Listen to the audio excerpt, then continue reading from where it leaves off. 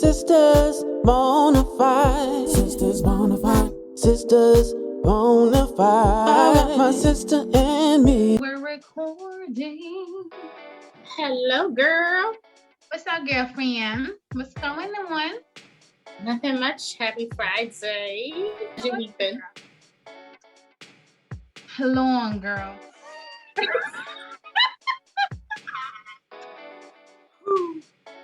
You know, I be smiling really big. Okay, no, so yes, I hear you, girl.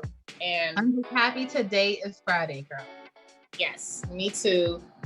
This is the real deal. My glasses are a mess, so I'm just gonna really clean them. Look, really quickly. we had to put the glasses on because the truth is we took a couple notes because we want to stay on point, and Yes, we are blind as bats. That's we're just blind. We're blind as bats, and I think the fact that we have on our glasses and we have notes to talk about what we're going to talk about today only solidifies the severity of this topic. Like, this is something that we both feel very passionate about. It could be considered to be a controversial topic, but when you're passionate about something, you don't care what the backlash is. You're going to say what you need to say. Exactly.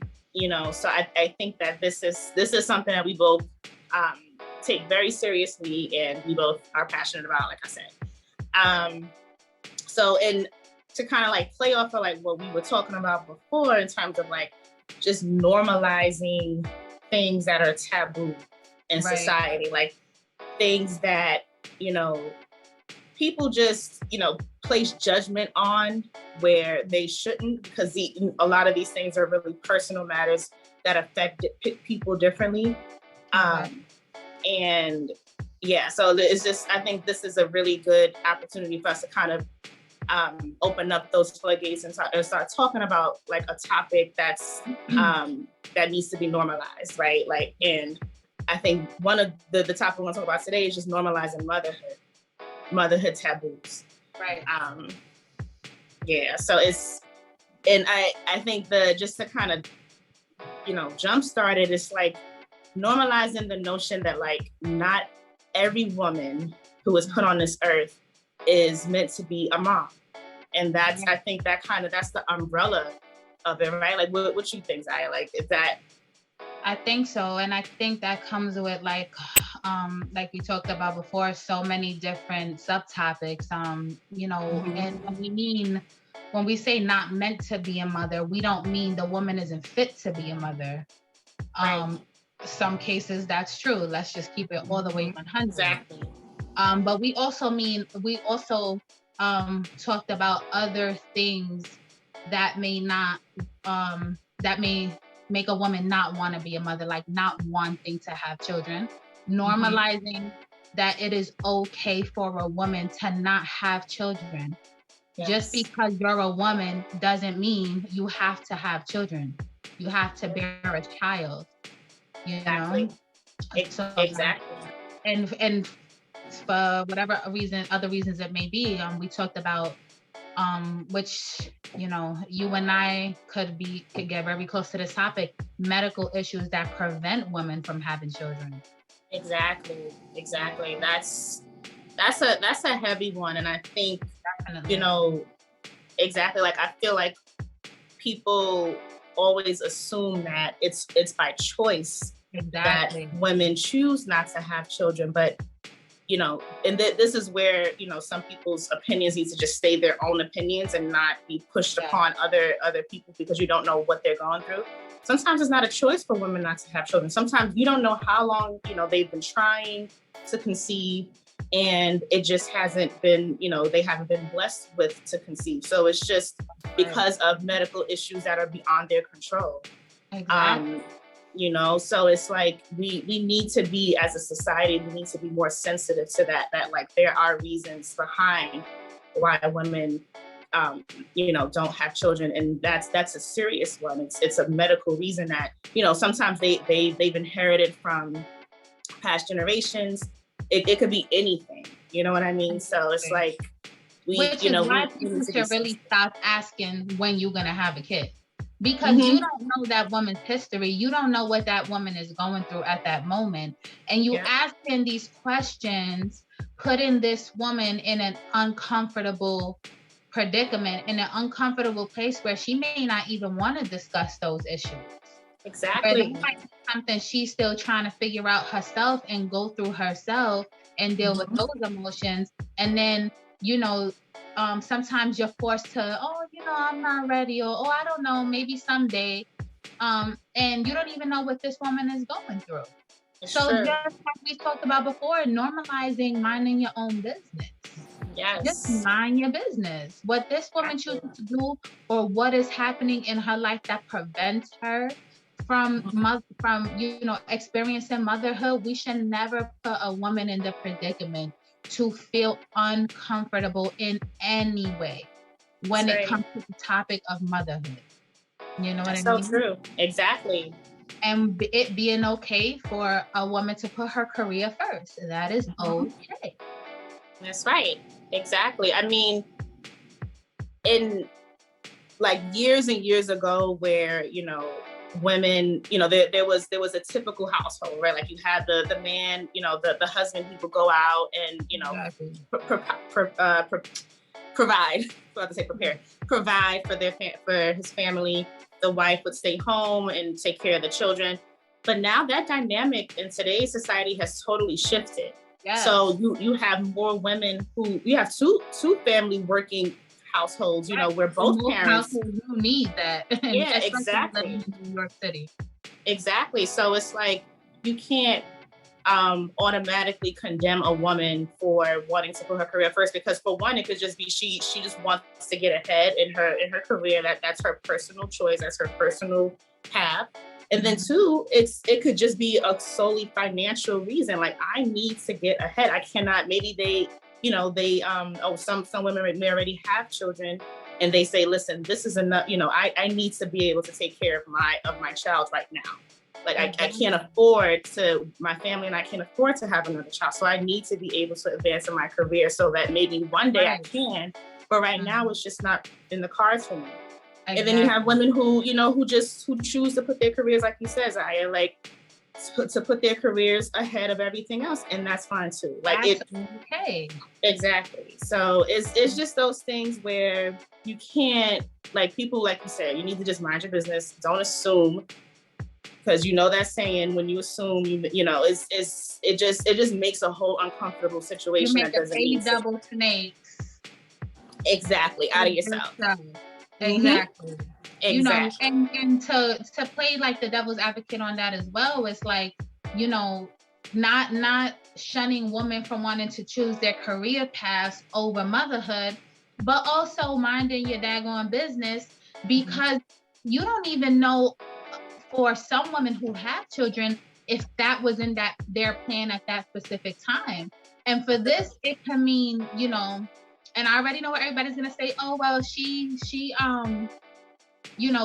chose to do this, so she chose to have unprotected sex, or she chose this. But that doesn't always mean, and I'm sure a lot of mothers could identify with this, it doesn't always mean that you wanted it to happen. Not to say that means you're upset when it does happen. Right. And I'll speak on behalf of myself. When I had my daughter, I was ecstatic. Would I have wanted to have her at that moment? Maybe I would have waited if I had a choice, so I could have had a lot more in perspective before bringing her into this world. I mean, of course, you take the things that come in your life and you do what the hell you have to do at the end of the day. But it doesn't mean just because and women who have their children young, stop shaming them. Right. You don't know. There's women who were raped. Right. And you over here, you don't know that woman's story. So just normalizing the fact that there's a possibility it wasn't in that woman's plans to even have a child. Exactly.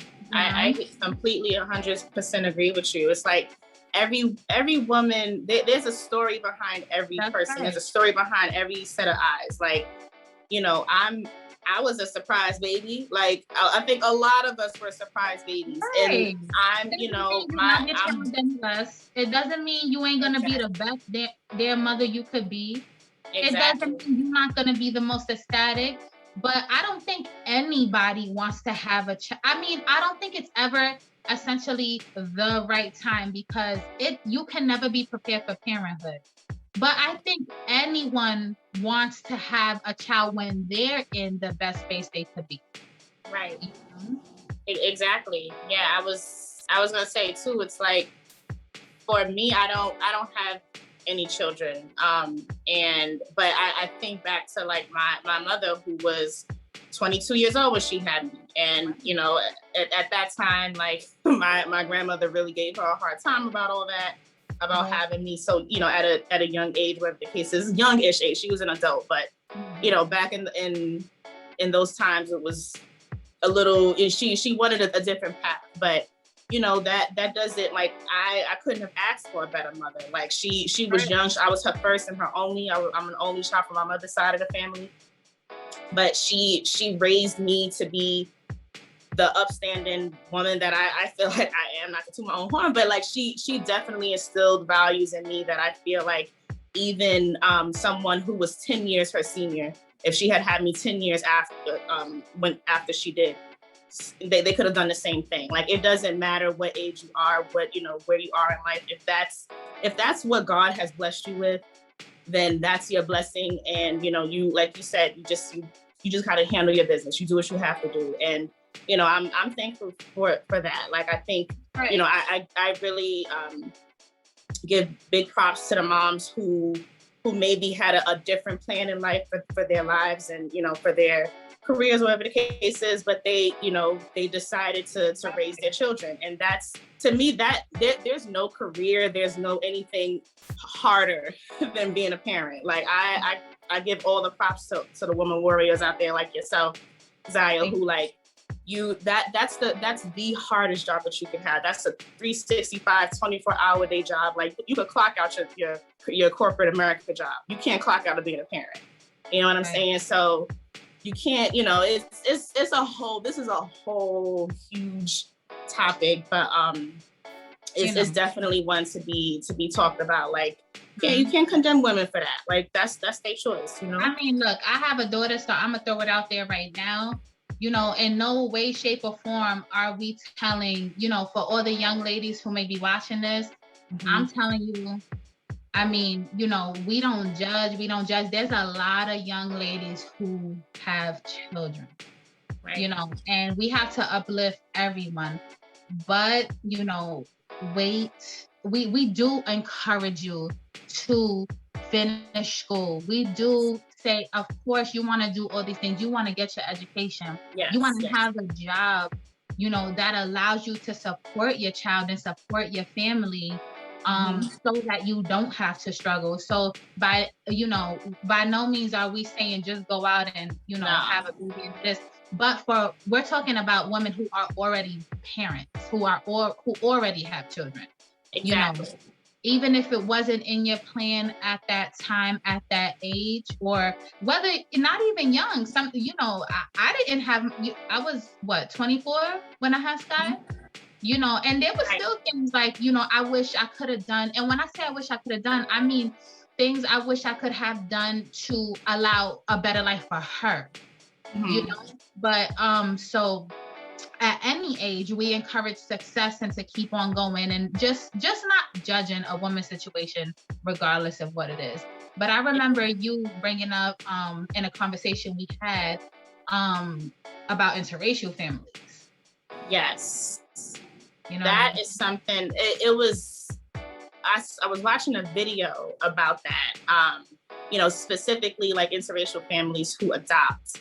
Like, for example, I was watching a video where this Black woman had adopted a white son, her white son, and he was a toddler, like around 2 or 3 years old, and she gave the example of, you know, basically saying how, like, people, you know, there were these two women who were, you know, asked, like, kind of torturing her in a way to say, like, you know, what are you doing as a Black woman raising a white child? or even vice versa. Like there are white families who adopt Black children. I feel like we place such a stigma on having same race families, or are not blended families that all look the same, that all have the same cultural backgrounds, racial backgrounds and ethnicities. But it's like, who is anybody to judge how what a family, an adopted family or a blended family looks like? As long as that child is being taken care of, being loved, like being showing affection to that child, like people can say like, oh, they won't be with their they won't be familiar with their culture, they will. Okay, like the child could be in the same ethnic household and be treated, be abused and not showing the love that they deserve. So it's like, you can't. That just pisses me off. Like, who is anybody to judge that? And with the society that we live in, I think we're so pro just, at some point that child will get a culture shock. Like, even if they do grow up and maybe like let's say you said, if it's a white family adopting a non-white child, a Black family or Hispanic, whatever color you are, adopting a child that's not of the same race as you. I will say this, I feel it'd be very important to teach that child about who they are. Of course. But like, stop it. Stop. If this child is in a better situation than they were in before, if this child is now getting love when they weren't, if this child is now getting care and nurture when they weren't, why does it matter? Why does it matter? Why does it matter? So exactly. I think that's a really big one. And what did you say about like creating a safe space for? Yes, creating a safe space, not only for the children, but for the parents who are raising another ethnicity child. It's like, for example, there are non-Black parents who are raising Black children, and we know how important in Black culture, how hair is, especially for young girls. You know what I mean? It's something that is part of our upbringing. We have to have our hair right. So I feel like I've seen instances on TV and stuff like that where, I've seen a shift lately, but in the beginning I was seeing an instance where white parents or white mothers were being, frowned upon for like trying to ask for help for their children's hair, or trying their best even before they gain the courage to ask for help to style their children's hair. I think from the beginning it should have just been a safe space to say, listen, I understand what you're going through as a, if there's a Black woman who sees what their white counterparts is going through, like, listen, I understand what you're going through. Let me help you. I'm here to help you. I understand, what that issue is. Yeah. So especially like on YouTube, there have been a couple of things. I will say, like, there's a lot of white moms who have adopted Black children, and there's a few of whom I've seen made it their business to care for that baby's hair. And there was also another story where there was a white mom with a Black child, I think like in a store, they was at Walmart or something, and the baby's hair wasn't right.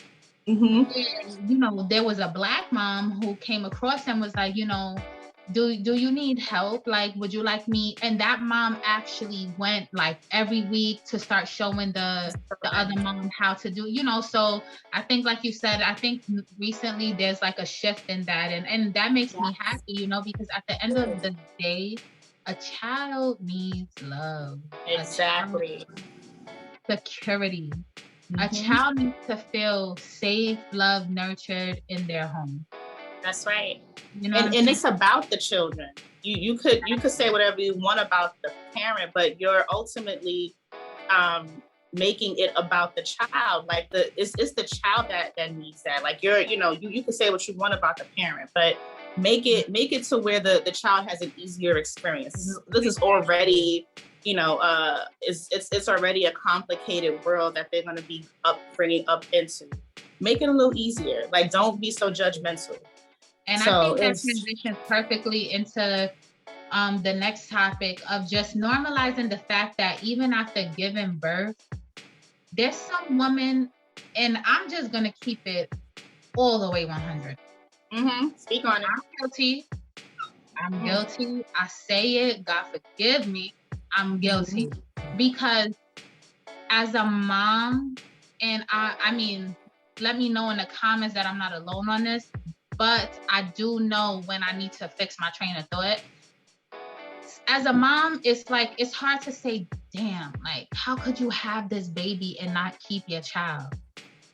How could you have this baby and give this child up, right? Yeah. So I will lie, I've been guilty of having thoughts like that. Not about anyone specifically, but just like, oh my goodness, I could never imagine no matter how hard it was or no matter what the experience was, giving my child away.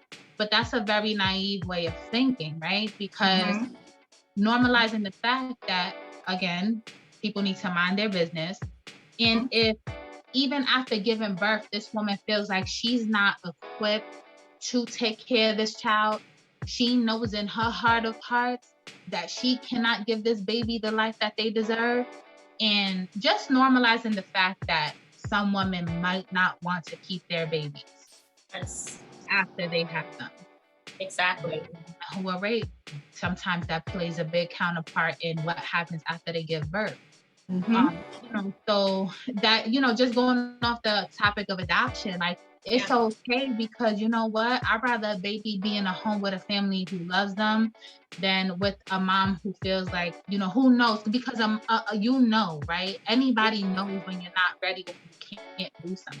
Exactly. So, stop bashing women who choose to give into adoption after birth, Exactly. I think you hit everything on the head with that. It's like, and I appreciate you saying that too. Like, I've said it myself. It's like, why do that? Why, have gone through, like, wouldn't you have built a bond with your baby, even inside of you? Like, why would you want to do that? But at the end of the day, there are instances where even partners, like if a woman had a partner or her husband, or boyfriend, whatever the case is, they may not even be up to that challenge either, and they don't want they feel like they don't want that responsibility, and she may not feel like she can do it by herself. So that's another reason for her to say, listen, I'd rather, I thought that I would be going into this with a 2-parent, home for my baby. That's not the case right now. So let me give this baby an opportunity to be raised in a 2-parent home. And there's so many scenarios and instances where it's like you can't judge people for that, women specifically. And I think that's a good segue into normalizing single motherhood. It's like the opposite of that. You know what I mean? Like there are women who choose, who either they just don't have a partner, or they don't, they had a partner, but that their partner doesn't want to have children, whatever the case is, and they decide to have children on their own and raise their babies by themselves.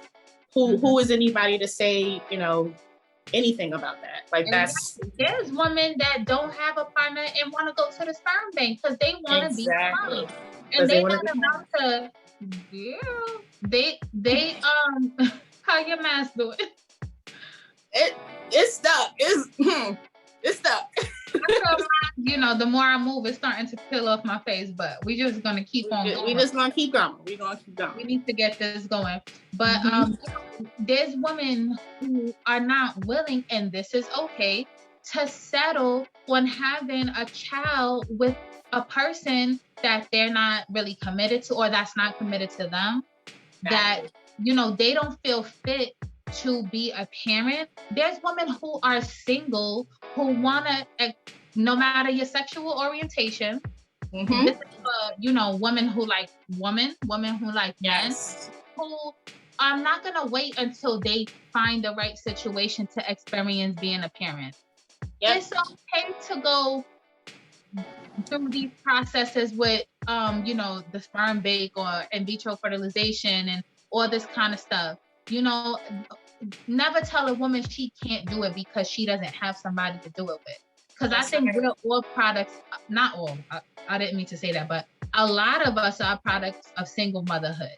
And clearly you could do it. Exactly. Exactly. It's not impossible to do. So we need to stop that. I think as a society, we need to stop shunning women about that. Like, yeah, it could go either way. You could have a full, a family in the home, or your partner, helping to raise your baby, or you can't, or you don't have to, and that's your business. If you don't have a partner, if you don't want to have a partner, do your thing, sis. You can do it. You can do it. Okay. And you will find a support system and other people that are in your life, and that's right. It's possible. I say if you want to experience being a mom and you don't have somebody there to do it with, and that's the option for you, I support that all the way. Because if there's somebody who has love to give and who wants that more than anything, do it however you need to do it. That's right. That's right. Now, can we get into the nitty gritty about actually giving birth? Okay. I think now I think you would be a good person to talk about this, Zahia, in terms of, not to say that you've ever done it, but just in the community of having children, of having babies. Has there ever been an instance where you felt like you've heard conversations where people would criticize a woman for not giving, for the way that they gave birth to their child? So I think that this is, I'm happy you touched on that, because I think this is a really serious topic. I have witnessed many times other females saying to another woman who didn't have a vaginal birth that they don't really know what it's like because they had cesarean. Right. Let's normalizing minding your business again.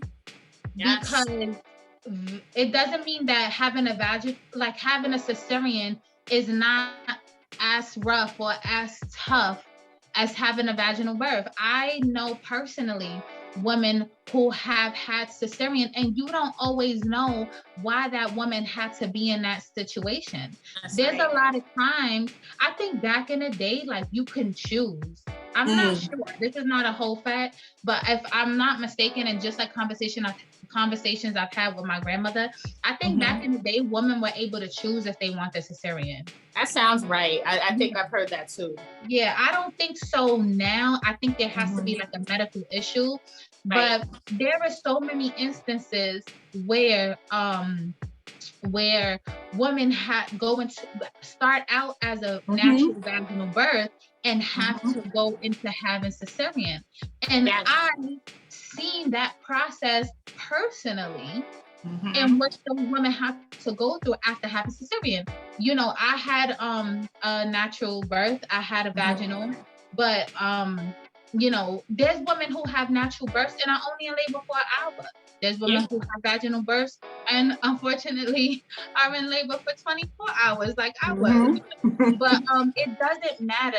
You bringing a child into this world, it does not matter the way that it happened or the way that it had to happen. Right. So normalizing the fact that another woman is not less of a woman because they had a cesarean. That's right. So I think that's another thing. Let's stop all that. A woman bringing a child into this world in any way. Come on now. Exactly. Put everybody's name. You know what I'm saying? Right. That's right. Because at the end of the day, I remember my grandmother saying this too. When a woman gets on that table to give birth, they're putting their lives on the line too. It could go either way. So regardless of how you're bringing this baby into this world, that's still you're bringing life into the world, right. And you could possibly you run the risk of anything could happen. You could go wrong on that table. Anything could happen. Absolutely. So it's you're still bringing life into this world while also risking yours, and that's no matter how you're bringing life into the world. So that's definitely something to be celebrated. Yeah, exactly. That's the right thing. We all chance in any shape, way, or form. It deserves to be celebrated. That's right. Now, this is something that's close to me. I kind of want to touch on this because this is a topic that's near and dear to my heart, because like I said, I don't have children of my own that I've given birth to. Part of it is due to, my choice, in the beginning. Then another part is also health reasons, which I can, I'll definitely talk to you all about that on a single episode. I don't want to take up too much time, but I want to talk about specifically, motherhood coming in all forms. And I want to specifically talk about my relationship with my god baby, Zahia's daughter, Sky. Okay. Sky, first of all, this little bundle of just everythingness, that's not even a word, but I'm gonna make it up for my baby.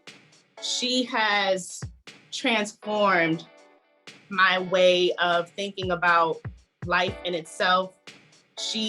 I've seen, like, I was literally there like an hour after she was brought into this world. I've seen her be the size of a little loaf of bread to like her being up to me right now, up to my shoulder. So I've seen how much her life has transformed my way of thinking about the world, about life. I've seen how much she's grown in her short, in her life. And I've been so blessed to have had the opportunity to be a part of her upbringing and a part of her journey.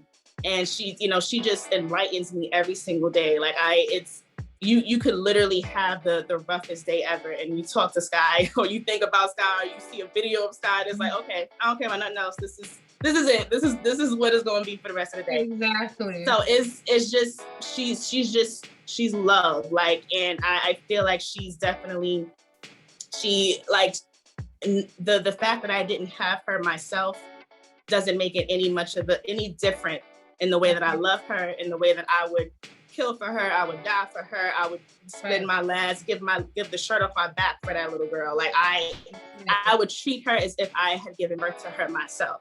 And she's not she's definitely one of many children who I hold near and dear to my heart. Like she's, but I that's my god baby. So I have to speak on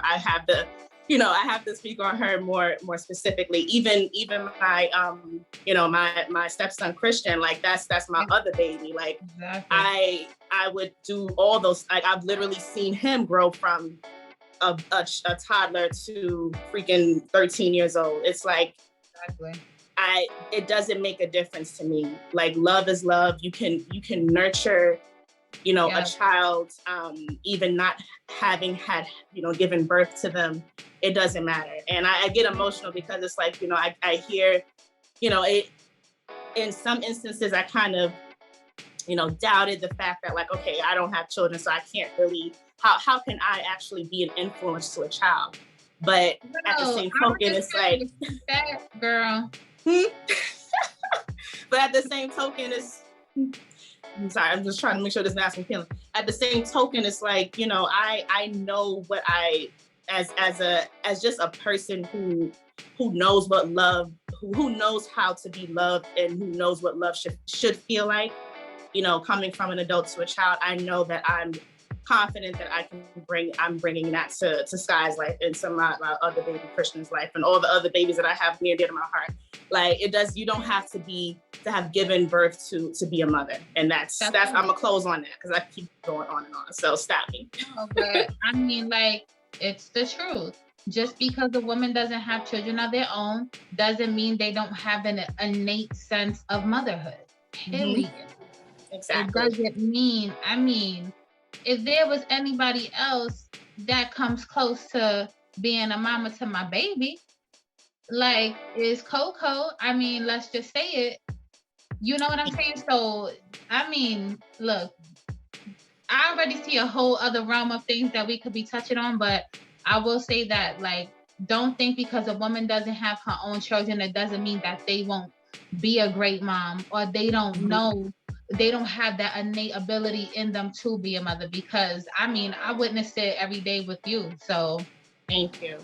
That's just what that's all about, So don't even, that's not good. I forget you started. I'm not gonna start. I just had to say that because you was about to have it well enough, and having this mask get wet all over again after it done dried up. So. That's why I was like, let me just cut it off. But I had to make that a priority in this conversation.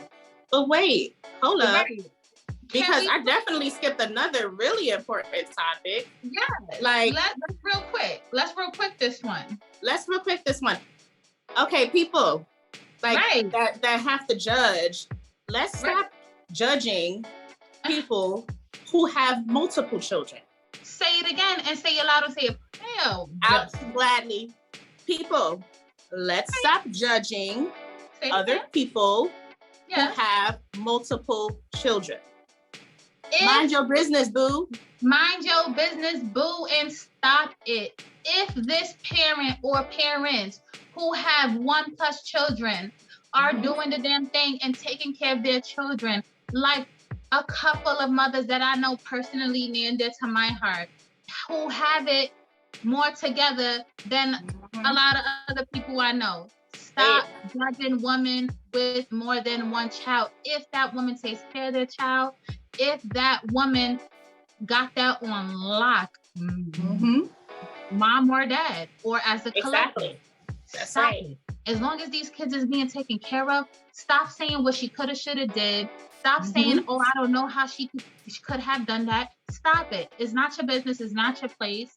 And as long as these kids is being taken care of, and they they're given a shot to do better and be better, stop. Just stop it.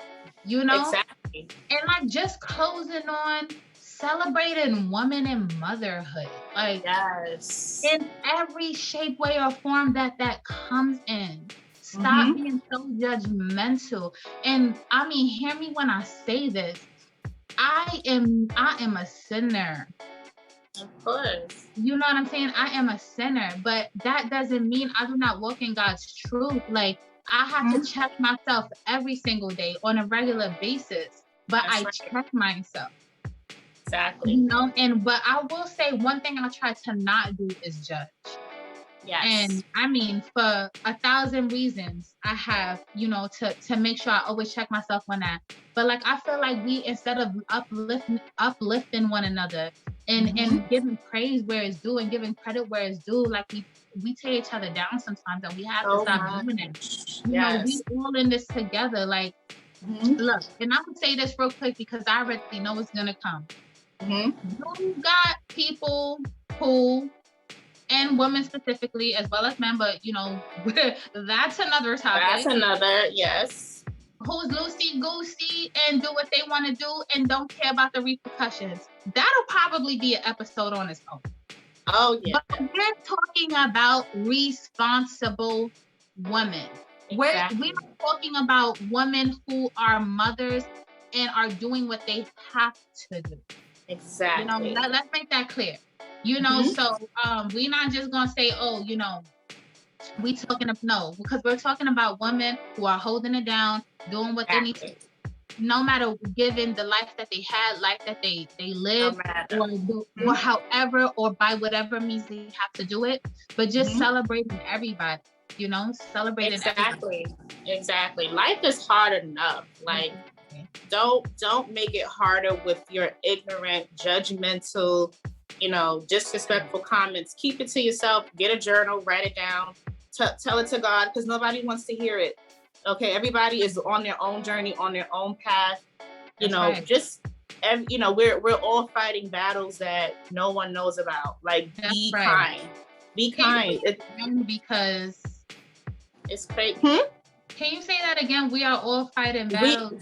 Because it's true. We are all fighting battles that no one knows about. Okay, mind your business. Get a journal. If you have really concrete feelings about it, write it down. Go to God. Don't say it to anybody because no one wants to hear it. Just be quiet. Like, take it up with him, girl. Yes, take it up with him. He is the Almighty. Go to God. Go with God. Honestly, like, because nobody got time. So all in all, let's just big up womanhood, motherhood, all the women who are just doing the dang thing, the people that are taking care of their children, doing what they have to do. Like, I love it. Feels like they don't got it. We got y'all. We here for y'all.